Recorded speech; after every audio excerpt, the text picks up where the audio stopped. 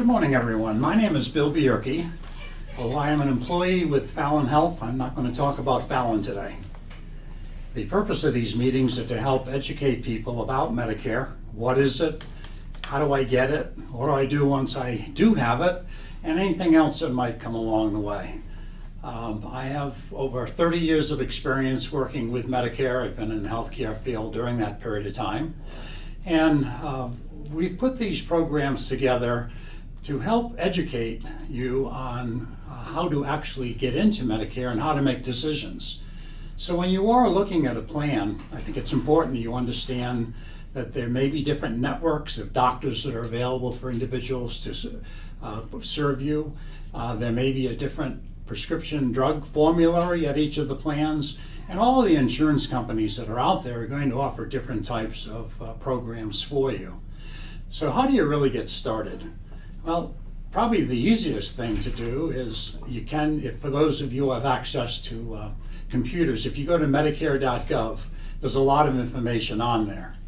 Now, in order to receive medical and hospital benefits, you do have to, once you get into Medicare, have earned Parts A from having worked at least 10 years. And if you've worked less than that, there is a cost associated with that. So some people say, well, what about people that haven't worked a lot of hours to qualify for this? Well, you may qualify off a spouse, or you may be able to pay for the Part A, which is the hospitalization side. So there are 4 different parts of Medicare, and what I'm going to do today is talk about the basics of those programs and then get more specific within each of those programs. So you'll have a good overview of where the Medicare program is actually going. For those of you who have been working, the group insurance plans are usually an HMO type base, which stands for Health Maintenance Organization. When you get into Medicare, there are a lot of options that you have where you can either just have original Medicare, which is Part A and Part B, and you'll have limited coverage. And that's where the insurance companies come in and offer you some alternatives. So one of the things that a lot of people do is they look at their healthcare, their own health condition, and make decisions. Now with Medicare, you're only going year to year, so you're not locked into any particular program for, from the time that you sign up until you actually, no longer need healthcare. So I think it's important to keep in mind just how that is going to work. Your healthcare does change every year, your needs. Your doctor may have retired and he's no longer part of a network. Your prescription drugs have changed and the plan that you have may no longer cover those drugs. So how do you handle all these different things? So let's start off with what is original Medicare. At age 65, everyone is eligible for Medicare. If you've worked at least 10 years, you get free Part A. And you do have to buy Part B, and I'll address that in just a minute. So with Part A, you have a deductible for hospitalization or hospice or nursing homes. That is what makes up Part A. And the cost for the deductible is $1,556. And Medicare will pay 80%. And you'll be responsible for the 20% balance. Now, Part B also has a deductible of $233, and Medicare will pay $80, and you'll pay $20. So people that only have Parts A and B of Medicare will have those deductibles, they will have those balance billings of the 20%, and they don't have drug coverage. So they can buy a Part D prescription drug plan. Medicare offers about 20 different companies that offer a variety of products within their plans that offer different levels of prescription drug coverage. And what might be difference between those plans might be if they have a deductible, or if they have low co-payments, or if they give coverage in the coverage gap. And that's another term we'll talk about later. Normally I start this program by saying, you folks who have been looking at the booklet, you haven't got to the back of the book, so let's jump to the glossary. So I'm going to do that for you right now. There's some terms that are very familiar to you and some that might not be familiar. The first is a copayment. A copayment is a dollar amount that you will have for the services that you're provided, whereas a coinsurance is a percentage of something. So I think we're on page number 19 or 20 in the very back of the book. So the coinsurance is something that you'll most likely find in the area of medical equipment. So if you need to rent a bed, a CPAP machine for sleep apnea, a wheelchair, there's thousands of items that fall into the category of medical equipment. They refer to it as durable medical equipment. It means it's something that's reusable. Now, when you rent a piece of equipment, it eventually becomes yours. So you pay the rental on it until a certain point is reached, and then it's yours. And then you may be eligible through your insurance company to have a replacement for that product if it should become non-working, or if there's other recalls or something that happens with the equipment. So those are two important things to keep in mind. Now, the next is a deductible. What is a deductible? A deductible is the amount of money that you have to pay for certain things, if it applies, before you're eligible to receive a benefit. Now, in some cases, it may be a prescription drug benefit that has a deductible, and then it would be, once you've met that amount, then it does become back onto the schedule of whatever the tier schedule is for those particular medications. So that's kind of like an overview of some of the glossary terms, and you can read through them yourself at your leisure. So for those of you who like to turn pages, let's jump back to the front of the booklet. I want to first start off on page number 5. At the very top of the page, you see what's known as Original Medicare. So this is Part A and Part B. Many people do that because they just don't buy insurance, or they haven't thought about buying insurance, or they just, don't know what to do, so they delay. Sometimes when you delay, you can put yourself in a position of having to pay penalties at a later date. So it's important to kind of ask questions. And each of the senior centers around the state have a program called the SHINE program. Some of those you might be familiar with that. And the SHINE program offers services for you to learn more about your particular benefits. They're not going to tell you what to sign up for, but they can either help you with paperwork or put you in the direction of the programs that might be of importance to you. So I mentioned just a minute ago those deductibles on the A and B. So what do people do to cover those gaps in their coverage? One way of doing that is to look at a Medicare Advantage plan, and that's on the left lower hand corner of the page. Now, these are the insurance companies that offer private insurance that are required to provide Medicare benefits. All of the insurance companies are going to offer some type of a plan with the Medicare Advantage, and most of them do include prescription drug coverage. So you cannot sign up for a separate Part D drug plan. Just a minute ago I mentioned you didn't have drug coverage with Original Medicare. If you decide to get an Advantage plan, not only are you going to get prescription drug coverage, but you get a lot of other great benefits. You'll get things like eyewear, you get access to gym membership programs, hearing aids, and a lot of other services that are not covered by Medicare. Medicare does not cover routine dental care, does not cover eyeglasses, routine eye exams, routine foot care. So those are not Medicare covered benefits. You will find them though in the Medicare Advantage type plans, because it's designed to help keep you healthy, and it's something that you want to consider. Now, in the lower right-hand corner of this page, we see the Part D drug plan that I mentioned that would go with that A and B plan up above. And then there's a Medicare supplement plan right below it. It's called the Medigap plan. And the Medigap plan fills in that 20% that Medicare doesn't cover. And some of the different plans that are available do pick up the deductibles as well.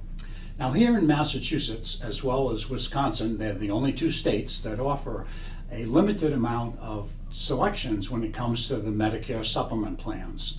All other states have an alphabet of different plans you can choose from. And for those of you who get the Medicare in You booklet from Medicare each year, if you go into the section that supplements, you'll see a whole menu, covers it, 10%, covers this, they're all over the place. Massachusetts has simplified that, and they, for many years, only offered, it was 2 levels, but now there's 3 levels of supplement plans.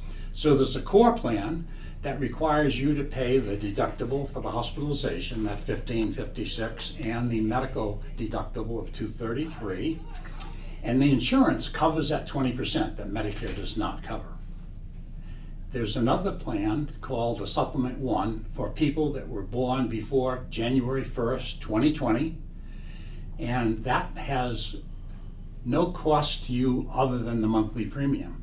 So that for the older people, that will cover the deductibles and the 20% when you purchase that particular product. And a year and a half ago, there was a plan introduced that's right down the middle. It's called the 1A plan, so it's right in the middle.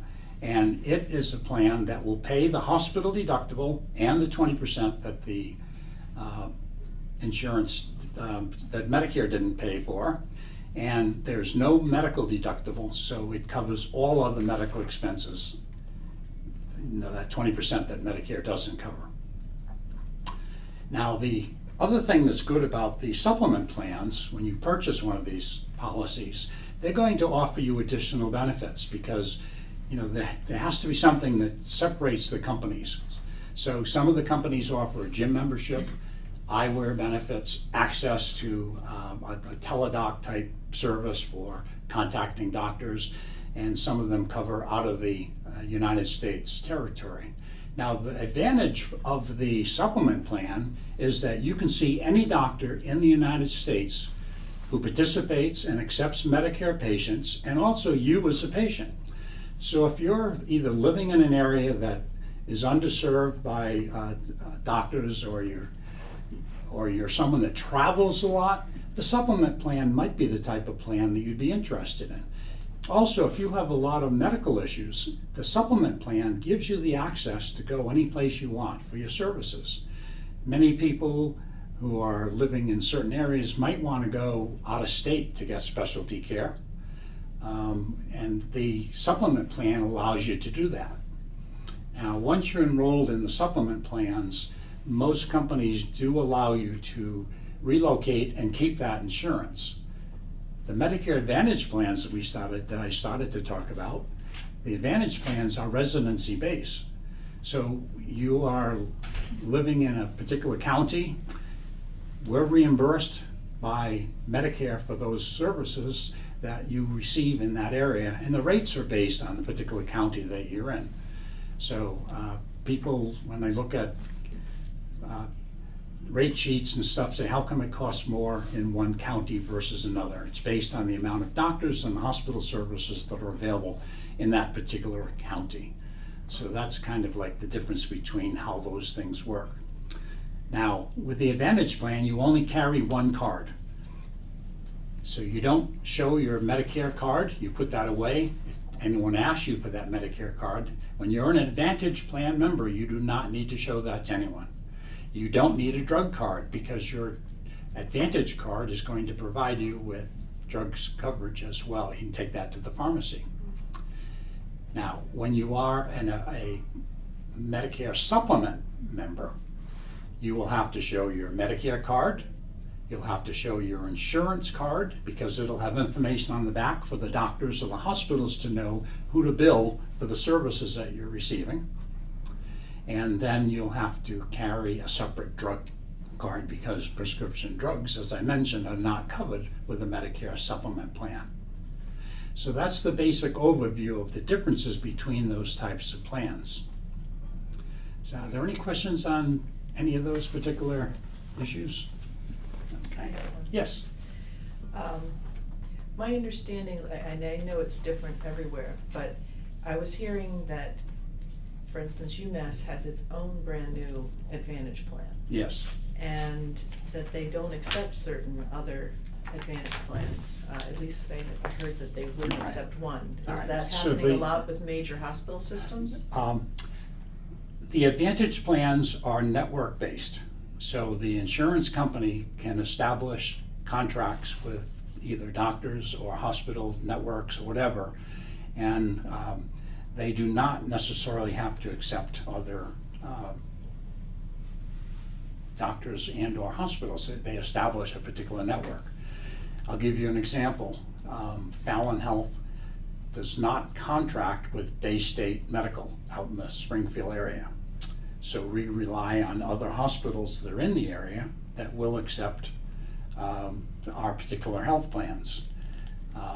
It's a challenge from a marketing standpoint because they don't contract with us. However, on the supplement plans, you can go to any locations at all.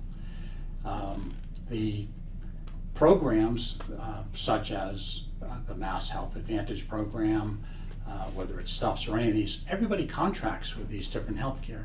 A number of years ago, the Reliant Medical Group went exclusively with Tufts, and that displaced a lot of members from different health plans. So, they're now back to accepting other health plans. So the networks can change, and that's something that, as I mentioned at the beginning, is that when you make a decision about your health plan, make sure that the doctors that you're currently seeing are participating with that plan that you are interested in. Thank you. Thank you. So,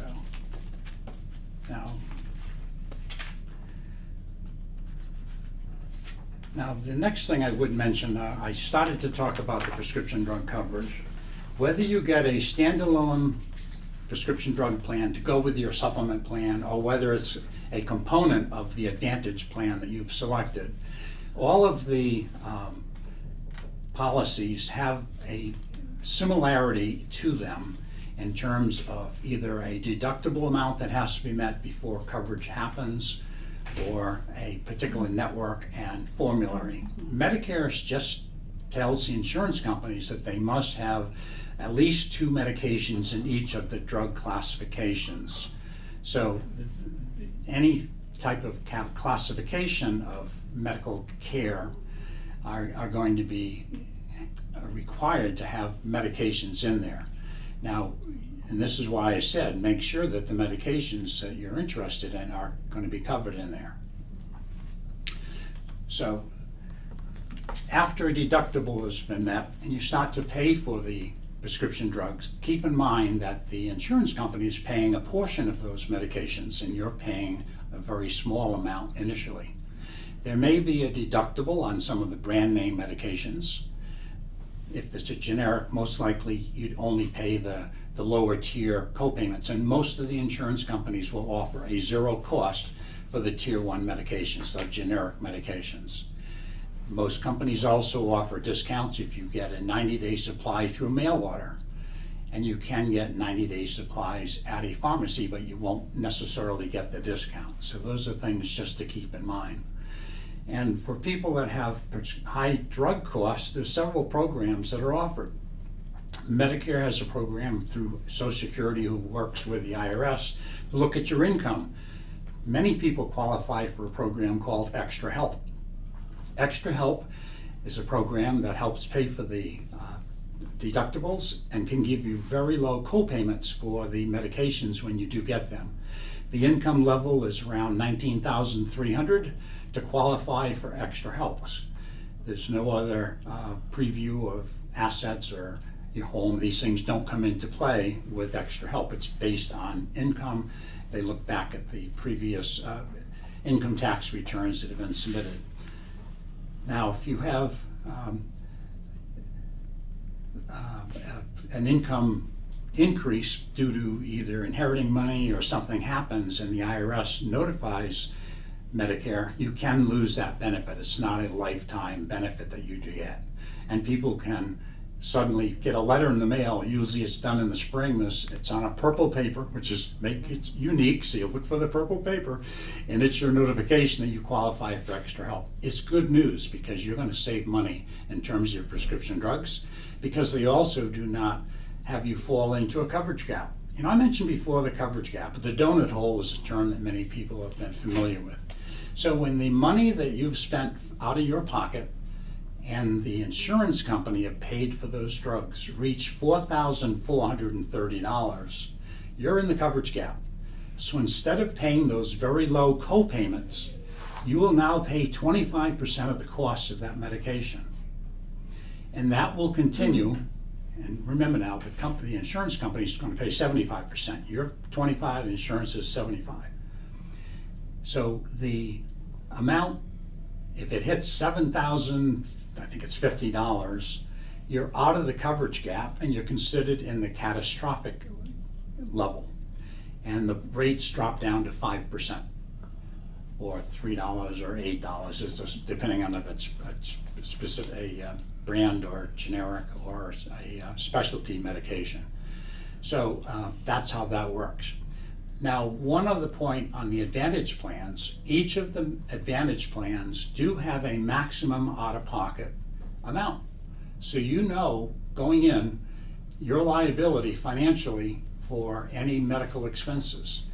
Each plan is going to have a fixed amount of money, and it excludes prescription drugs, but everything else that happens medically to you, whether it's hospitalizations, lab tests, x-rays, doctor visits, medical equipment, once that reaches a certain level, then you pay zero for the remainder of the calendar year.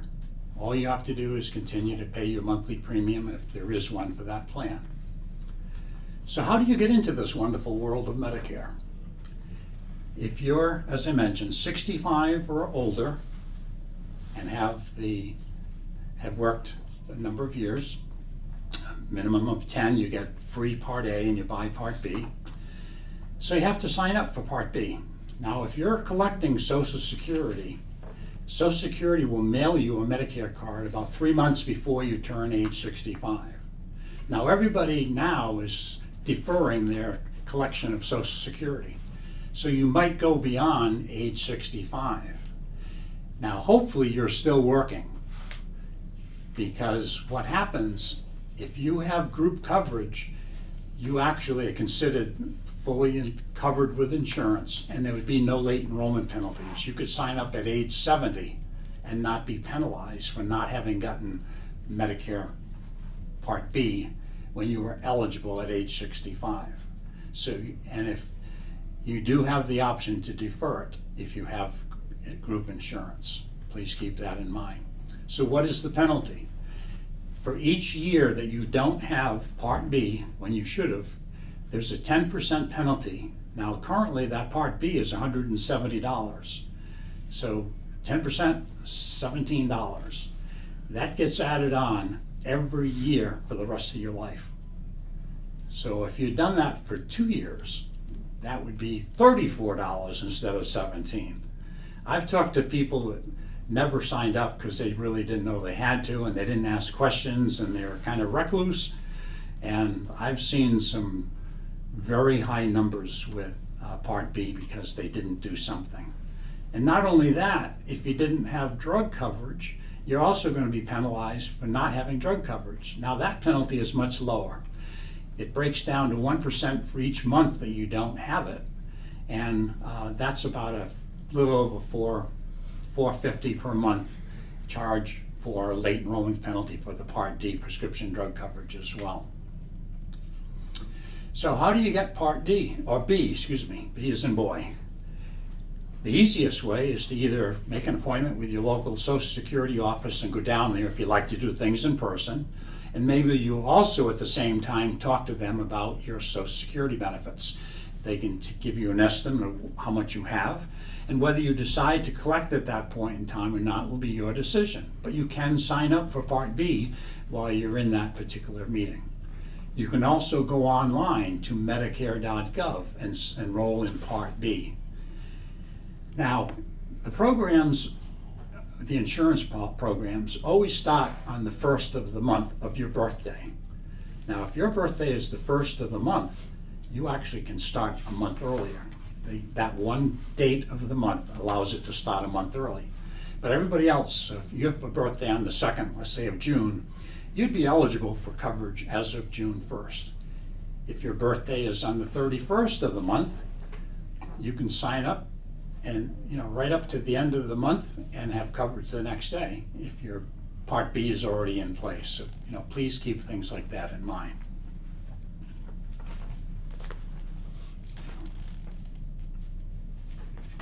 Now, you will find in the booklet there are going to be phone numbers for Medicare and Social Security. Feel free to give them a call if you have any questions. The Medicare.gov will tell you everything that you need to know, including what type of paperwork you may need to complete. If you're over 65 and still working, then you will need an employer form.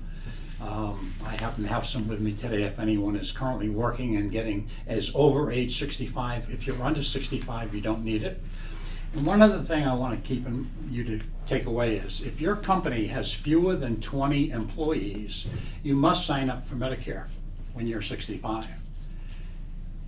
You may have coverage through the company, but they're not required to keep you on their health plan. People do have to roll over at age 65 because many companies may be self-insured and paying their own claims and everything else, and it becomes a real burden on them if only one employee out of the less than 20 in that company have got high medical expenses. So Medicare helps with those particular services.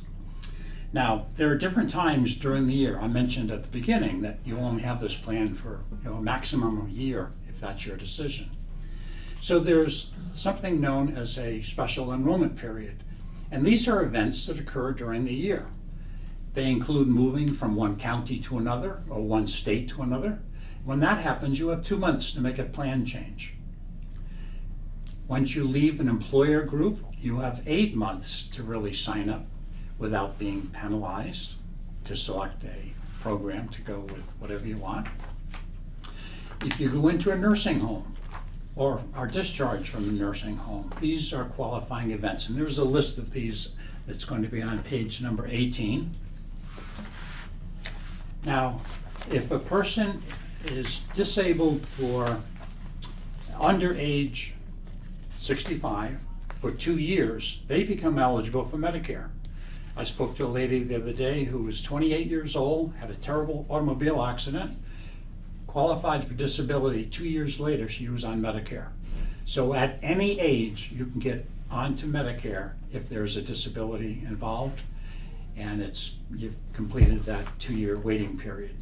And people with end-stage renal disease, which is kidney failure, or needing a transplant, also qualify for Medicare. And there's different guidelines about when you become eligible. There's months involved of time that you're on dialysis before you become eligible. So those are very complicated areas that may require a little more preview, and you can get that information, as I said, at the Medicare.gov website. So every year from October 15th to December 7th is the annual enrollment for Medicare. Anybody, whether you have a supplement, if you have nothing, or if you're on an Advantage plan, can make a change, and that becomes effective on January 1st. So that's the annual enrollment period. During that time frame, you'll find there are many meetings offered by many of the different insurance companies that you can go and listen and learn about the different products, what's going to happen next year.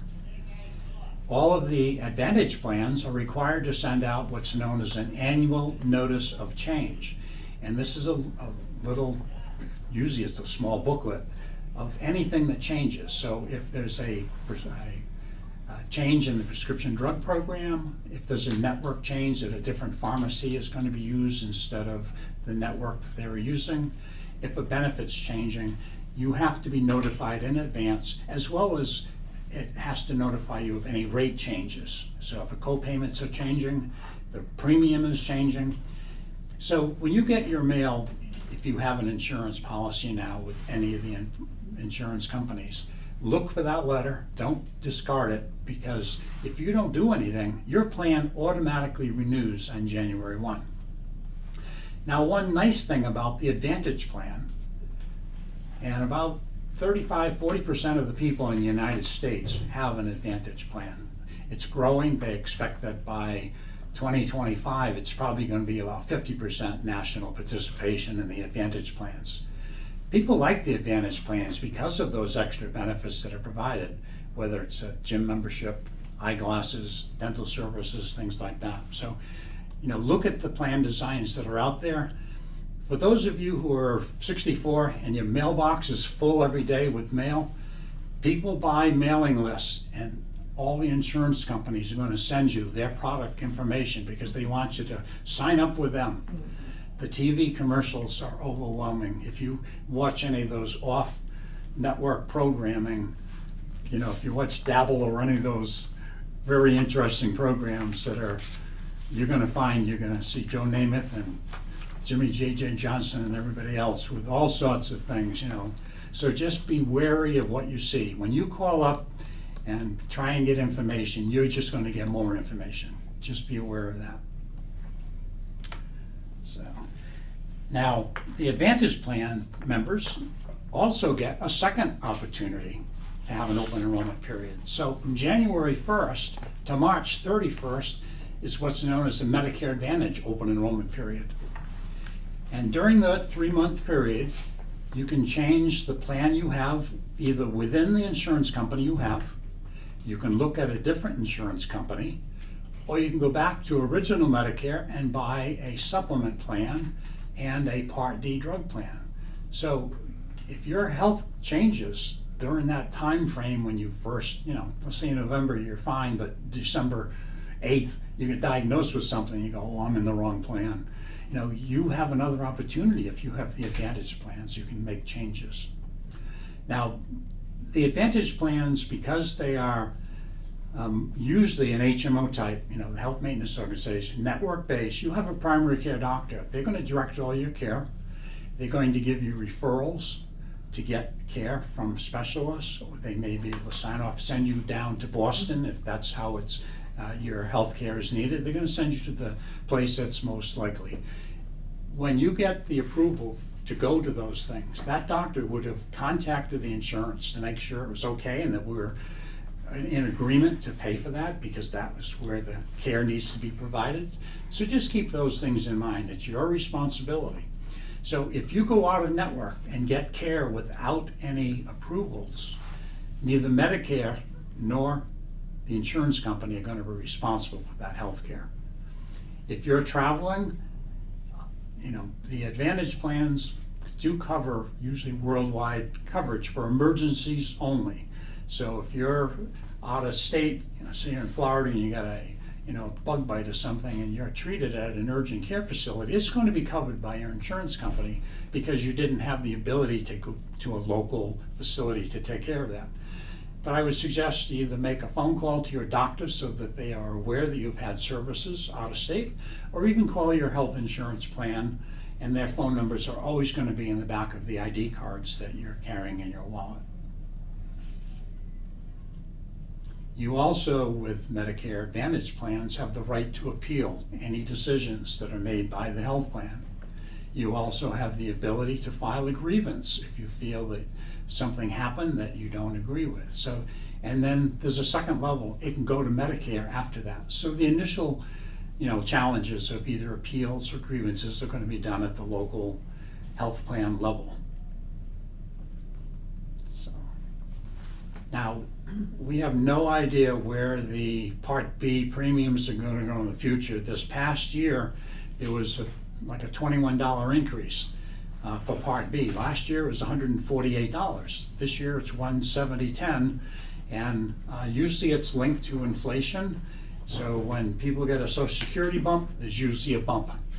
My wife says, well, how come that they give it and take it away? Well, they take less money for the Part B than they actually give us for the increase. If there was no problems with inflation, if it was level and there was no increase in the amounts of money that people receive for Social Security, then there would be no increase on the Part B premiums. And that has happened a number of years. So it's not something that you're either guaranteed will or won't happen. So now, for anyone that is 65 or approaching that age, you could talk with your doctor and ask them who are the insurance companies that they're dealing with. so that you'll at least have an idea if you want to have a continuation with that particular doctor.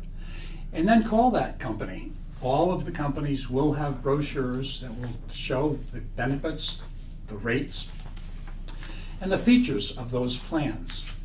And I invite you to do that. So that's pretty much like an overview. Now, I went fairly quickly. Is there anybody that is unclear how to get their Part B of Medicare if they don't have it? Because you're going to need it regardless of which insurance companies you look at. It's a requirement to have Part B to be eligible for medical services and also to enroll in a health plan.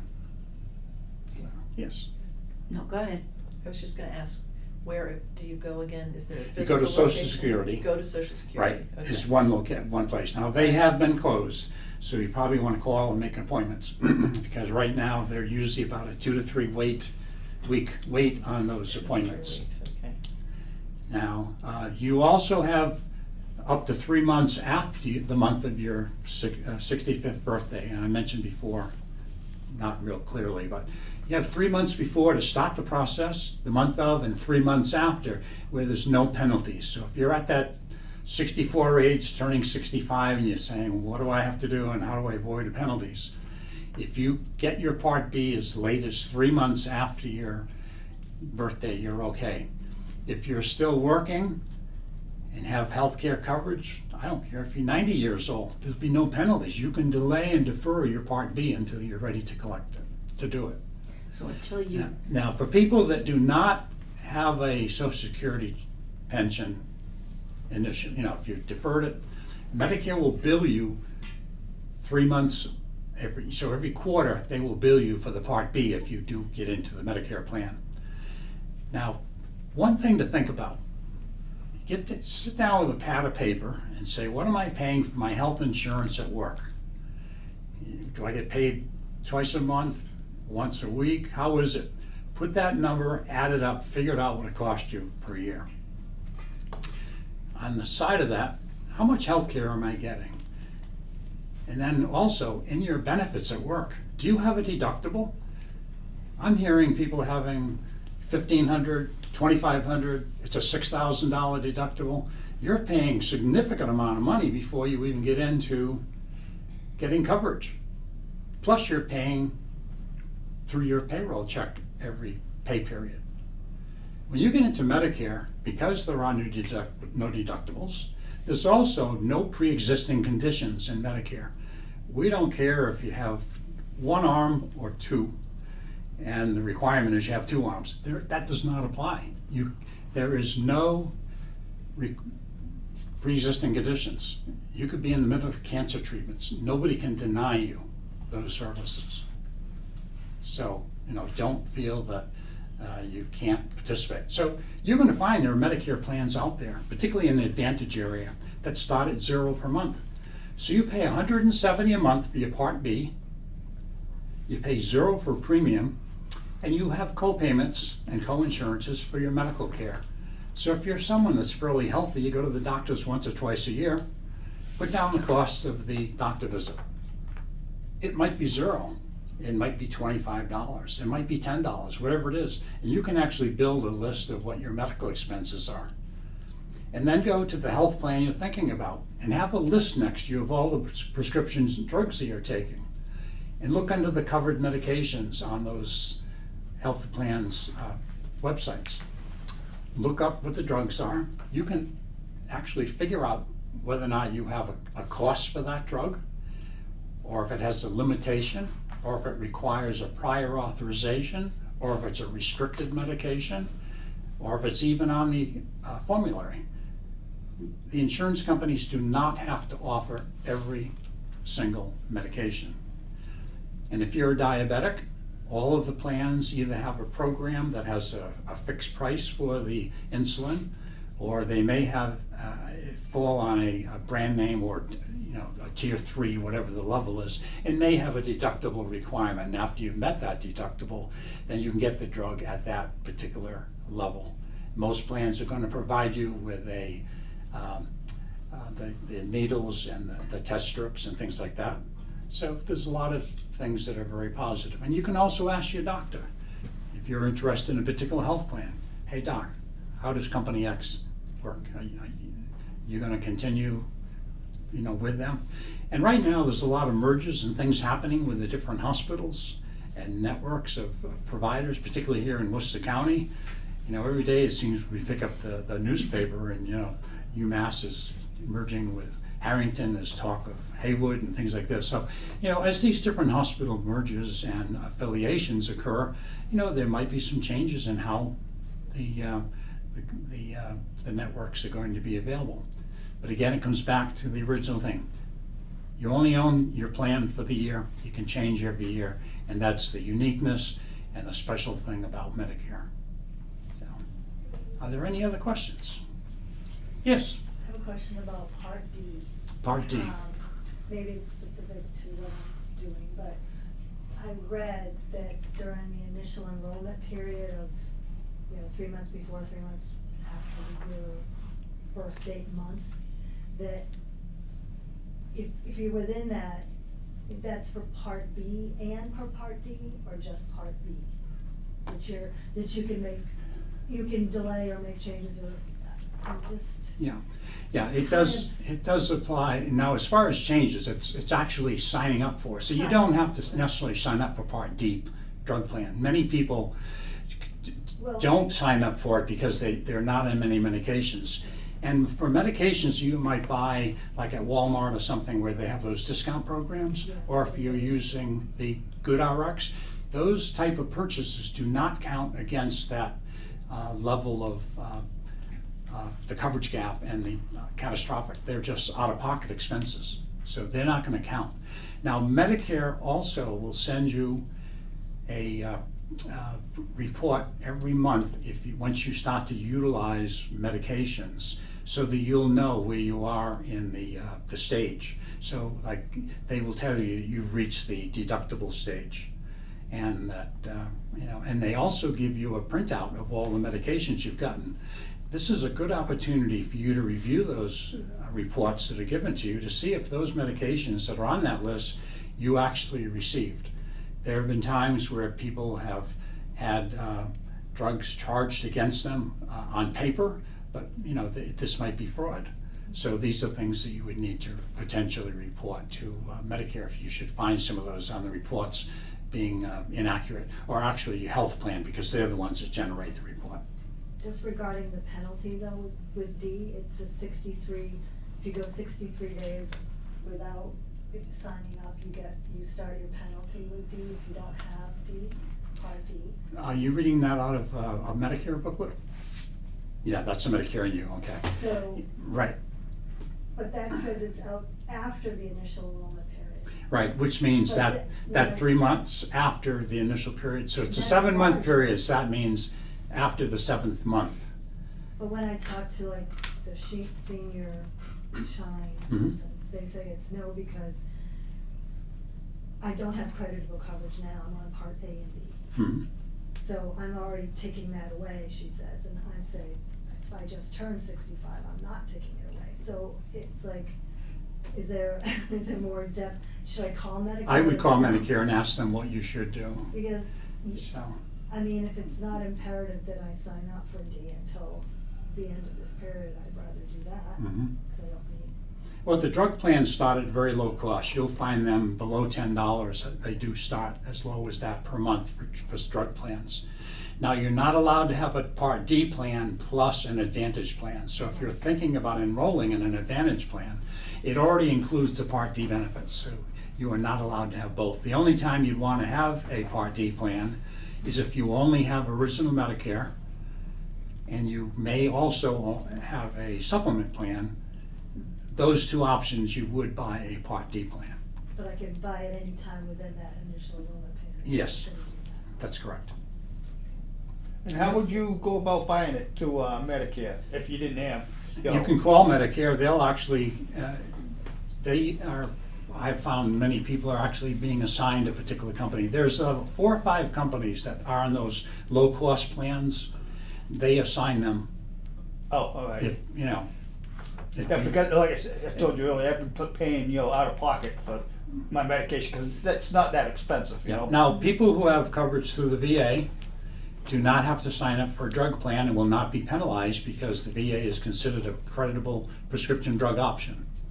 All right. So veterans, if that applies, and you do use the VA system, you do not have to worry about penalties for prescriptions. Question. Yes. If I haven't been working and pulling money into Medicare for a number of years, but Mhm. I've worked a lot of years. Did you work at least 10? Oh, yeah, All more right. than 10, plenty 10. Not a problem. But my husband is still working and will continue to work Mhm. and probably have the family plan for us, so I Okay. would still be on that plan. Yes, you would continue until he retires and is no longer eligible for the plan. And then that's okay, I'm not penalized as No long as I penalties have at all. that coverage, even though Right. I'm not working and he is. That's correct. Okay. Working has nothing to do with it, it's purely a matter of Coverage. of the having qualified for the hours and that you did have the coverage through Okay. the employer, and I'm assuming it includes drug coverage. That's where the penalty can sometimes phase in. It has to include drug coverage, So. okay, thank you. Yeah. Yes.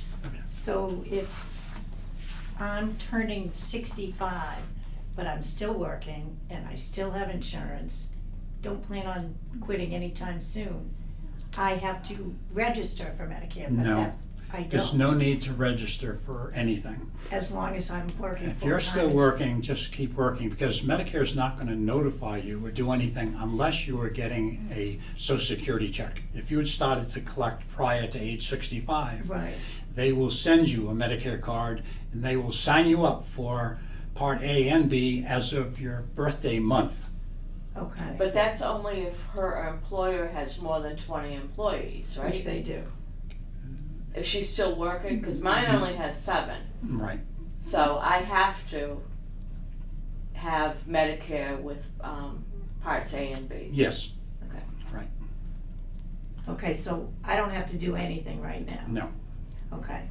'Cause You're someone not had- collecting social security, No, correct? Okay, no. so nothing's gonna happen. Okay, because someone had told me, oh my God, if you don't, regardless as to what your employment, anything, if you don't apply for Medicare before you turn 65, you will get penalized. No, you won't. Okay, all right, thank you. You have group coverage. Yes, There's a form that you will submit. This employer will sign off and saying that you had coverage up to a certain date, and that waives your penalties for Part B and D. okay. But so Part A is, Something that's earned is the hospitalization. Notice Right. all of those payroll deductions you've seen over these years, Mhm. where it says Medicare tax, yep, that's to pay for the hospitalization.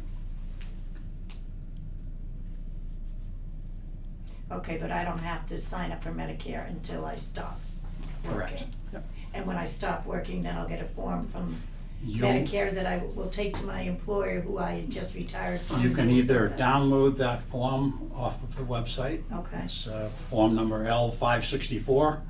It's a CMS form, so CMS stands for Centers for Medicare Services, and the form is L564.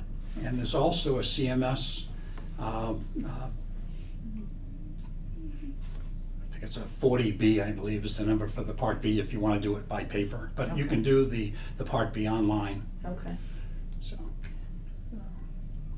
and that's when they would provide you with a Medicare ID number and also the Parts A and B. okay, but I could You- be 70 when I do that, Yeah. okay. Yes, yes, sir. If I have regular insurance, the Advantage plan, and I don't use my VA, if I but some of my prescriptions are expensive, and I wondered if I'd cut the cost of my prescription. If I get it from a drugstore, I have to pay a lot. Can I go to the VA and get it much cheaper? If they provide that medication, absolutely. If you're using the veteran services, I can.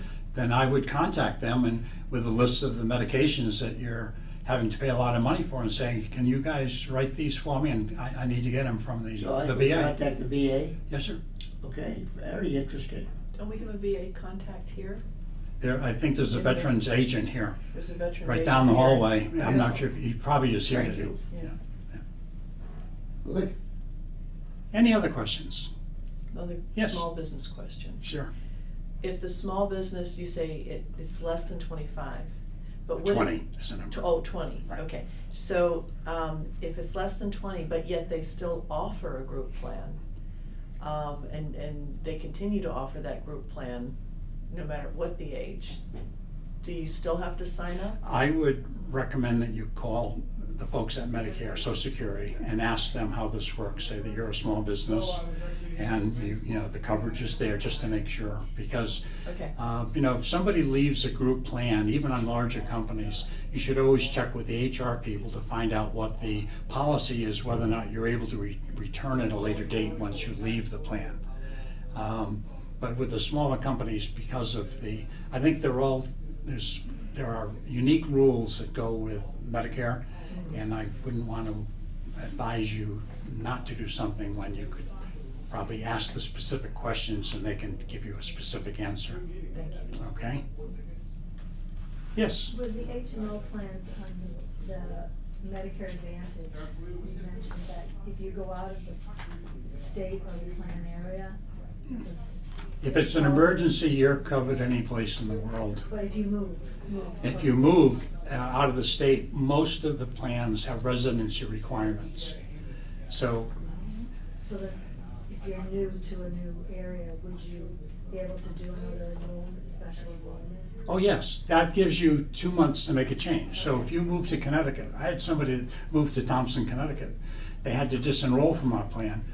They wanted to keep the doctors that they had right over the border in Massachusetts. Because they lived in Connecticut, they were no longer able to do that. So they needed to find a plan that was in Connecticut that might contract with those bordering communities. I mean, they could walk to the doctor's office. They said, what do you mean I can't have that plan? So that's just one of those uniquenesses because of the reimbursements. You know, people say, how can you offer a plan for zero? Well, we contract with Medicare to offer the Medicare services, and they pay us. So if you are someone that goes to the doctor and has all sorts of issues, we are taking on that responsibility. No claims go back through Medicare. Whereas on the regular supplement type plans, those are coordinated benefits. Medicare gets billed first, and then the insurance company gets billed secondary. But with the supplement plans, you can, if you move to another state, You can keep that plan. the same from Tufts or wherever, even if you move to the other end of the country or whatever. Yes. So, and that, so the supplement plans, can you change, if you're in Massachusetts, can you change regardless of the open enrollment period or annual election? The supplement plans are under the jurisdiction of the Commonwealth of Massachusetts, and you could change those anytime you want. However, hopefully you have a separate drug plan, because the drugs are guided by the rules of Medicare and have different open enrollments. But because they don't have drug coverage, you can have that coverage. So you might have, for instance, a Tufts supplement plan, and you wanted to go to a Blue Cross MedX or Fallon supplement plans, whatever it might be. You can do that. The state allows the change of benefits on the supplement plan only. Not, Rolling throughout the year, yes. okay. I don't think it's that. But the big. problem that people have is if they have an Advantage plan and they wanted to pick up a supplement to have that freedom and flexibility, they would lose their coverage under the Advantage plan, which includes drug benefits. They do not have an option to sign up for a drug plan until the next open enrollment period. So they will have no drug coverage for the remainder of that year. That's where that 63 This is where days- this- The 63 days of to be penalized with Part D kicks in. Yes. That's one of the things That's that tricky. does initiate it, correct. Well, if there's no other questions, I certainly thank you for coming today. You're an engaging group. I appreciate the questions. And, you know, there are phone numbers inside if you have any questions. And as I said, all of the insurance companies are out here. We're always looking for members. There's many challenges in healthcare. You know, stay tuned. After October 1st, all of the plans will have information for 2023. So if you're wondering what's going to happen next year, after October 1st, that information is allowed to be released. Medicare says, okay, you guys can stop marketing your information. Right? Thank you very much. Thank you very much. Thank you.